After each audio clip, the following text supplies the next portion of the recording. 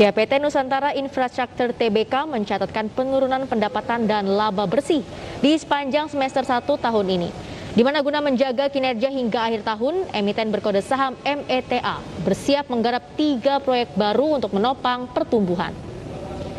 General Manager Corporate Affairs PT Nusantara Infrastructure Tbk, Deden Rohmawati, mengungkapkan bahwa di semester kedua tahun ini, perseroan akan fokus menggarap 3 proyek yang menjadi Business Development PT Bintaro Serpong Damai, anak usaha yang mengelola jalan tol ruas Pondok Aren Serpong.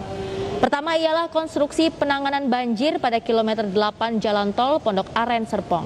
Kedua ialah konstruksi sebidang rem junction Serpong dengan exit rem Pamulang, dan ketiga ialah proyek pembangunan jalan akses tol Makassar Newport, Sulawesi Selatan. Adapun saat ini ketiga proyek tersebut masih dalam proses finalisasi sambil menunggu arahan pihak regulator. Meski tidak merinci besaran investasi dari masing-masing proyek, yang pasti ketiga proyek ini telah dipastikan aman dari sisi pendanaan.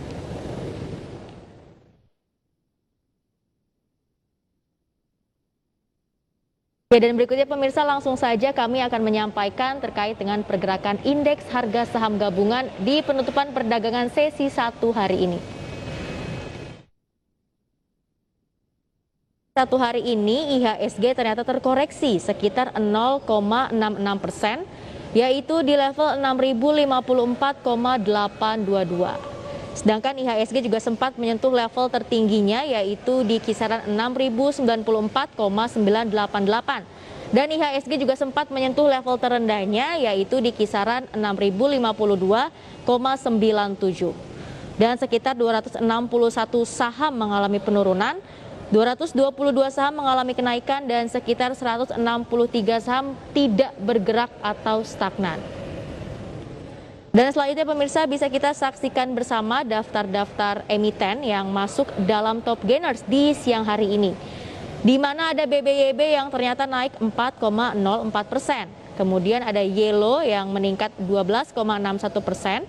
Selanjutnya ada BBHI yang naik 24,73%. Dan yang terakhir ada SBMA yang juga naik sekitar 21,28%. Sementara itu deretan top losers pemirsa, ada BBRI yang terkoreksi sekitar 2,91%. Kemudian ada Arto yang juga terkoreksi sekitar 1,18%.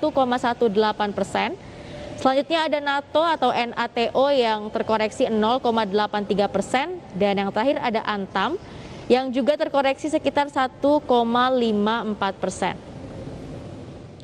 Sementara untuk pergerakan sektoral, di mana sektor transportasi dan logistik ini memimpin penguatan, yaitu naik sekitar 1,78%. Selanjutnya sektor konsumsi non-primer juga naik 0,16%. Sedangkan untuk sektor teknologi harus terkoreksi sekitar 1,44%, dan barang baku juga terkoreksi sekitar 1,19%.